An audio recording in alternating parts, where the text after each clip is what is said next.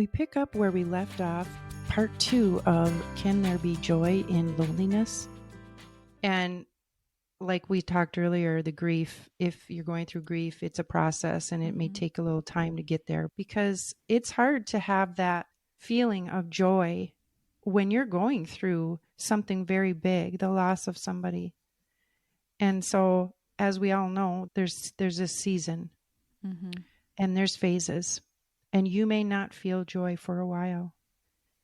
But the important thing is if you lean into God and you lean into Jesus, He's going to give you a peace. And eventually you'll have that joy back that He brings because He's walking with you and He is your strength. Those are my thoughts on that. What are you thinking, Bethany? I agree with the season of life that someone's going through when they have the loneliness or they're experiencing the loneliness. I also believe that joy can come either out of the loneliness and through it. You can experience joy within the loneliness. You might have to dig a little deeper. You might have to look a little bit more, but I believe it is there if you're willing to look for it. And sometimes you have to go through the motions in order to get to the feeling. Does that make sense? Yes, I remember your example too of your dad, and when you had that joy through the grieving period because you guys were, I think you were having a dinner. Can you bring that back and talk to us about what that looked like, having joy through loneliness and grief?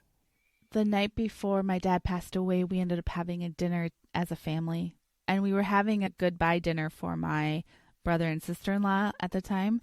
But we didn't realize it till the next day or that weekend that it actually was a going away party for my dad because he died unexpectedly the next day. And just the joy within, just even now, I think about that night and I think, oh, that was such a sweet time. And I just remember him laughing and us laughing about, I don't remember. I think he loved ice cream. I'm pretty sure we were talking about ice cream at some point, and we were laughing about him liking ice cream on top of ice cream or something like, I don't even remember, but he was laughing and just tickled about that. And just having that memory, even though we were missing him and there was a lot of sadness within that time period, the joy of looking back at that it's actually more precious and more sweet than actually having to go through the stuff that we went through afterwards. And we knew where he was. He was in heaven and he wasn't in pain anymore, and he could think clearly and talk like he used to because he had a couple strokes, so he wasn't able to clearly talk, or get what he wanted to say out. So is that what you were kind of wanting me to talk about? Yeah, and I also have an example of that when my dad had passed and we were grieving and we had a going away party for him after the funeral, and it was relatives had come in and we were at a hotel and it was around the pool, and we all stood around in a circle toasting my dad. And everybody said whatever that was on their heart about him, and there were funny stories and there were times of laughter, and all the kids and all of the little kids, the big kids were there, all the relatives, and it was so joyful. And so in the midst of that loneliness, that lonely time of him not being there, there was joy.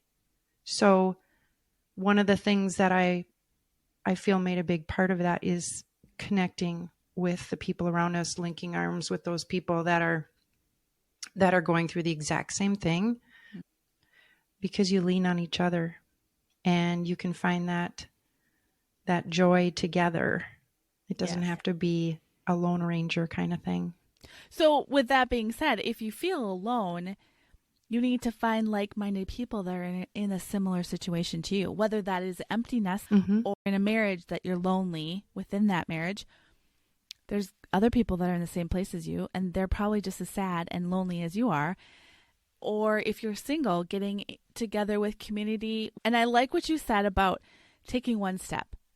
Take one step. That's all you have to do. It's not rocket science. It's one step. Yeah.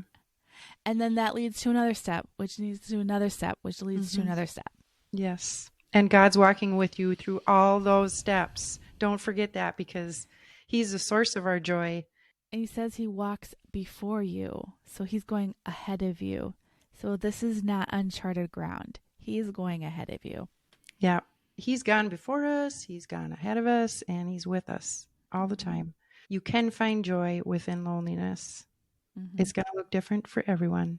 But honestly, that taking that first step is the best thing that you can do. I remember a time when I was going through, it was a lonely time that went into a depression, and I had to take this baby step to get out of it. And that was the best thing I ever did. And it was to go see a Christian counselor.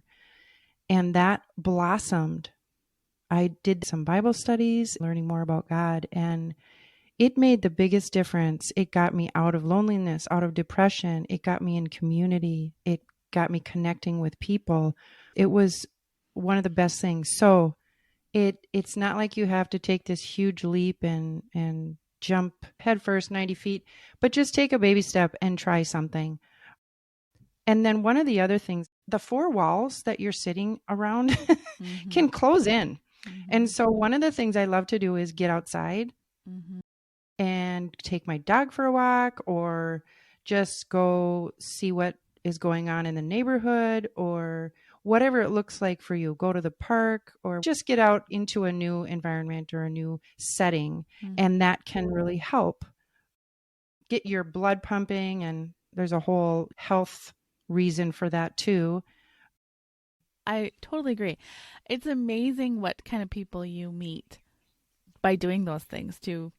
I go walk my mom's dog at the park, and I meet people all the time. I smile, say hi, just being cordial. And there's one older gentleman that walks all the time, and he always will say, "Hi, how's it going? It's nice weather," or "It's cold," or "How's the dog?" He once asked me if I was walking a different dog. I said, "No, he just got a bath and got a shave." He's clean. Oh, same dog. And then he made a comment this summer. He said, "My buddy and I walk all the time. But we kind of laugh about only seeing people in the winter people and then the summer people." But he said, "Now we can't say that," because he said, "I see you in the winter and the summer." And I said, "Yeah, we're year-round walkers." So Love it. just things. And I actually connected with a lady who had a dog this summer at the park, and we exchanged numbers and we chatted and we went to church together. And so you have no idea what you're missing out with in relationships if you just stay inside and you don't get out. Meeting new people, it's hard to meet new people, but if you are consistent at that coffee shop, or you're consistent at that park, or you go to a workout class or go to the gym. I mean, there's so many different things you can meet new people like-minded that can give you company and can Absolutely. become friends. Activities at a center or a church or in your community, crafting or whatever you're into. There's so many groups too. Social media group for any activity there is. What group were you talking about? Our group where we met. Right. Our networking group. Right. For business. I mean, we are here doing this because of Yeah. that. Yeah. Yeah. See where it evolves, people. But it's so exciting though, because there are so many opportunities. Don't ever feel like you're stuck in a box. There's a lot of opportunities. Yeah. And I love this. If we could talk about, Jesus gave us the Holy Spirit as a helper. And so we can follow his lead once we take that step forward. Because if we're stuck in loneliness, it's kind of hard if we're not doing anything like in the Word or praying or getting outside and seeing how he works through us. So I want to just mention that. And going to his Word and finding uplifting scriptures is another way. Sometimes I say Jesus' name. Say you're not even motivated to open the Bible or do something like that. You could say Jesus' name over and over again. And there is for me, there's so much peace in that. And there's just so much knowledge of him being right next to me. And the Lord's Prayer is the same way. It's something where I speak the Lord's Prayer, and it's just something that really can bring you out of yourself and focus on something bigger. Mm-hmm. Well, and my thought process actually was a little different this morning as I was thinking about this podcast today. I went through all the people in the Bible who were alone. Oh, Like Moses was in the wilderness tending the sheep when the burning bush happened. God had to put him in a wilderness with sheep in order to get his attention. So, is mm. God trying to get your attention by bringing you into a place of loneliness so he can get deeper and you can hear what he has to say? That's interesting. I love that. Can I comment on that? Because you just brought to mind something I almost forgot about. When I was going through, let's see, a divorce. So my divorce had just finished, and a lot of changes were happening around that. And one of the biggest things was I moved out into an apartment. I was the only one on the third floor Mm. because it was a brand new apartment building. So I was in a new space. I newly divorced. I'm all by myself. I have my son every other week. And I had started a business at the Lord's prompting 5 months earlier, all these new things. And all of a sudden, COVID hits. Mm. And it was a stay in place order. I'm telling you, the loneliness Yeah. was there. And I'm like, really, God? Is this holy buckets? Like, what? I had that moment of, I don't even know who I am now. And I, like, I'm all by myself. But guess what? I had such growth because I turned to him.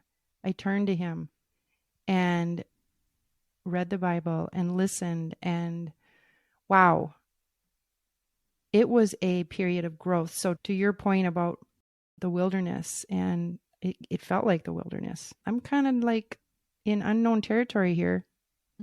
So leaning into him, and he grew me to a point where I became more strong Mm. and had more courage and confidence. So, woo, that is a really good point. So I'm so glad you brought that up. I want to hear about more people in the Bible now. Okay, so Elijah in 1 Kings chapter 19, Mm, Elijah is afraid for his life, so he runs away into the mm-hmm, wilderness. Again, another wilderness. And mm-hmm. he sat down and prayed that he might die. He was depressed. If you're in depression, you need to read about Elijah. What did God do? He said, "Take my life. I am no better than my ancestors." That's in the end of 4, verse 4. Then he lay down under the bush and fell asleep. All at once an angel touched him and said, "Get up and eat." And he looked around, and there by his head was a bread baked over hot coals and a jar of water. He ate and drank and lay down again. So I look at this, and Jesus didn't say, "Get up, get out of here, get back onto the field." No, what did he do? He let him rest. He Mm-hmm. let And him, provided for him. and he provided for him. So if you're in that place, because I know there's people that say, "I just don't want to get up." It's okay. You don't have to get up. But at least nourish yourself. Listen to God. What is he saying? Rest in his peace. Rest in him and recuperate and recover. After my dad passed away, I ended up moving back home to my parents' house. I quit my job. All of these things were huge changes. I had come from a super stressful job. So me coming out of that, I just remember being exhausted and just wanting to sleep. And I think my body was just saying, it's okay. So I slept a lot. I slept in. I nourished my body. I started walking, just walking little walks because I hadn't been exercising. So I'd just go on like a mile. I think I'd walk the dog at the park. Yeah, that's what I was doing.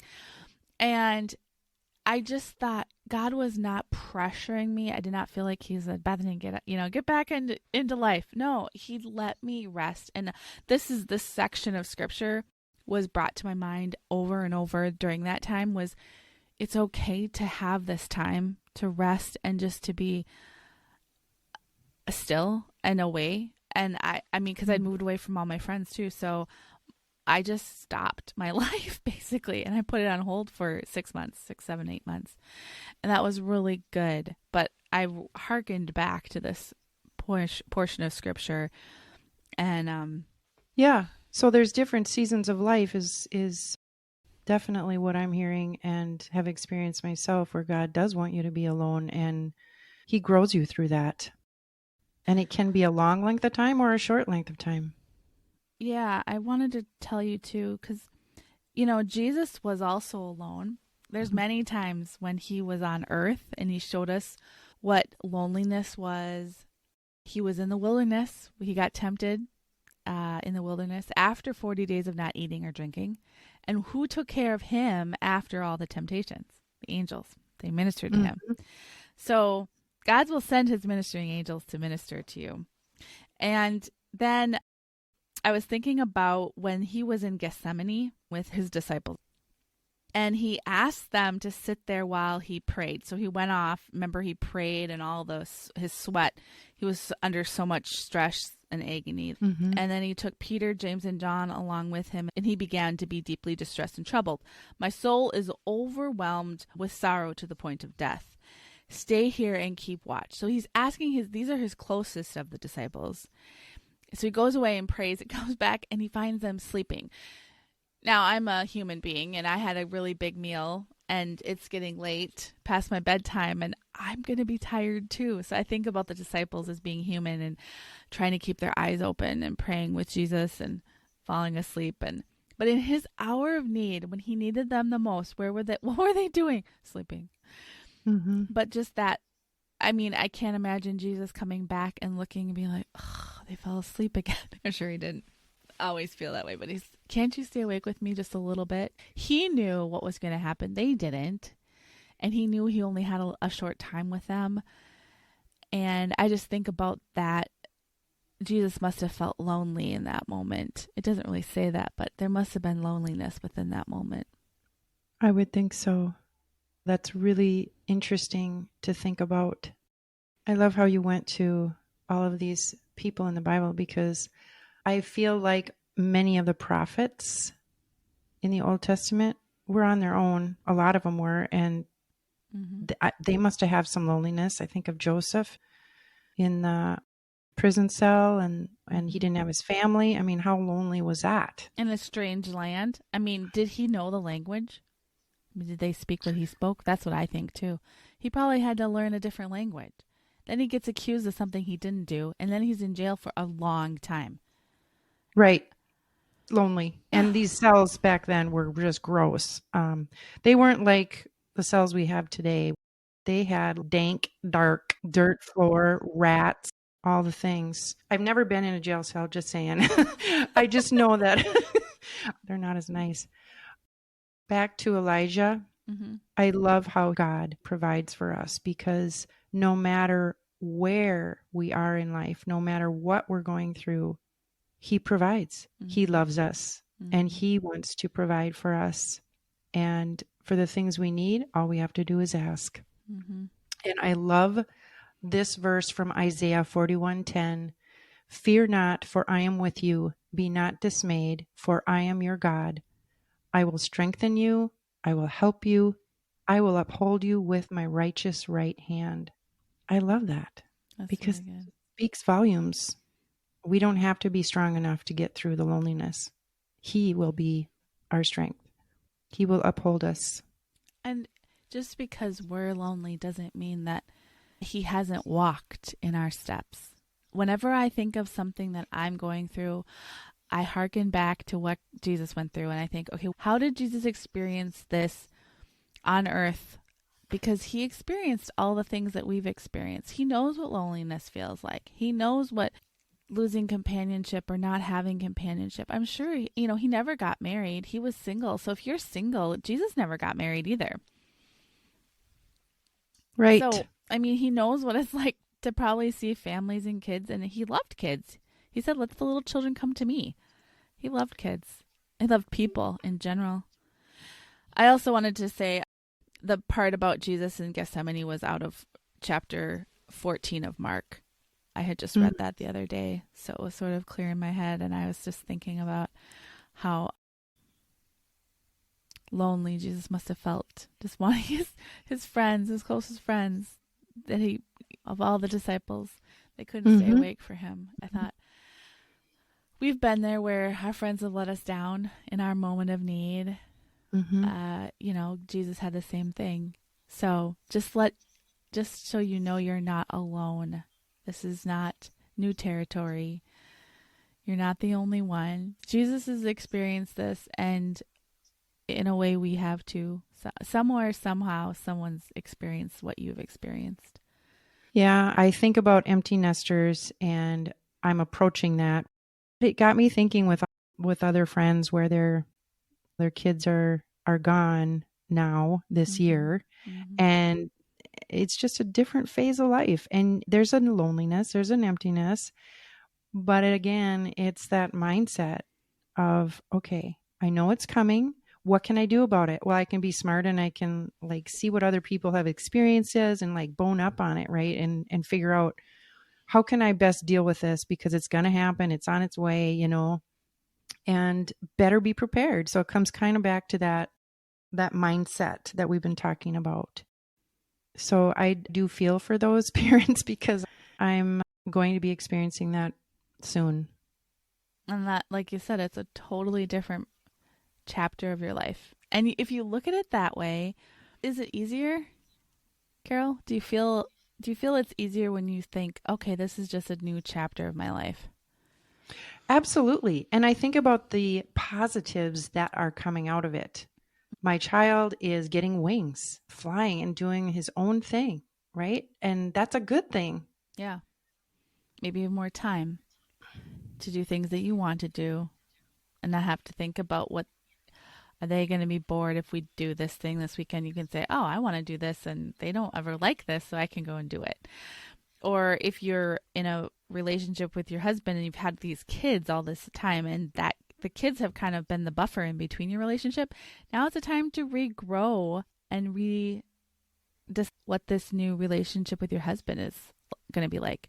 Don't look at it as like, oh my word, I have to spend time with him. No, it's like, okay, we get to hang out. What did we do before we had kids? Yeah. That's a great thing, you know? Yeah, right? We can Good do all these point. fun things. We can cook together again, or we can, I don't Make the know. food we want to make. Yeah, we don't need to do mac and cheese every night. No. I would hope your kids wouldn't want mac and cheese with their high schoolers, but you never know. You never know. Hmm. Take a class together. Or my dad would buy my mom a quartet. Mm, I think it was 4 times a year they would go to a concert. And I think nice. that's really cool. Yeah, you have time for more things like that, things that you love to do that they don't really love to do. And Hmm. I was thinking too of the bedroom. Like maybe you don't do it right away, but you can make it into that office or workout room that you really want. I mean, there's Yeah, all kinds of things. Like, what does it look like? that's another thing. Find a new hobby to do. I took up during COVID, I started making earrings. Nice. I just really I don't think I enjoyed knew that. I enjoyed earrings, and so they're expensive, and so I started making my own. I would give them away because I thought I can't wear all these earrings, and they were so fun to make, and so I would just make a bunch, and so I'd give them away, and it was great. So, That is a fabulous idea. You get to use your creative side. Yeah. So there's lots of opportunities out there. Community events and church events and things like that, or activities. hmm and tell people, let your friends know you're lonely. They can't read your mind. They don't live in your world. I told my friend I miss playing games because my sister and brother in law moved away and I used to play games with them. And she said, oh, just call me up. We play games all the time. You can just come over and play some games. And I'm like, awesome. Because that's one thing you can't do as a single person is actually play a board game by yourself. I mean, there's not very many games and it's not really fun to play by yourself. So it's way more fun to play with somebody. But I love playing games. And so it just voicing that and saying, hey, if you guys are ever playing a game and you will need an extra person, call me up because I said I really like to play. She's like, okay, we will. And so they do. They, Yeah. text me and say, hey, we're playing games tonight if you want to come over. That's great. And a true friend will really be there for you. So Hmm. make that call. Call your friend. I have one more thing. So I end up mentoring my friends' kids too. this friend has a daughter, and so I take the daughter shopping on her birthday, and we spend like a day together. And I'll take her out for ice cream or lunch, and then we go and do something fun, and we'll go to a park, and we made little animals out of Fimo, and it was so fun, and she had such a good time. And so, being a single person, you have the opportunity to instill in these younger people good things and good qualities, Yes. and it's different coming from you versus their parents. Right. And I know many times in local communities, there's a partner program where you can partner with a kid who really doesn't have anyone to do anything with. And wow, what a great way to spend your time. That is another really good thing. And it's so rewarding for both sides. So I love that. This has been a really good conversation around loneliness. And I just want to do kind of a recap. If you guys are feeling lonely and you are trying to get out of that, some things, take a baby step. Step outside, just go for a walk. Visit with people in your neighborhood. Call a friend or visit with a friend. Get some human interaction. An activity at church, maybe get in with the community, doing something there. Get in the Word. That is a really easy first step to do. You got your Bible right there or on your phone. And know that as you get to a place where you really want to get out of this now, change your mindset and just get started by doing one of those things that we talked about today. And I love the verse from Hebrews 13. The last part of it is, I will never leave you nor forsake you. So know that you're never alone. You always have God. Jesus is right beside you. He loves you very much. So until next time, we want to share, pour Out your joy. See you next time.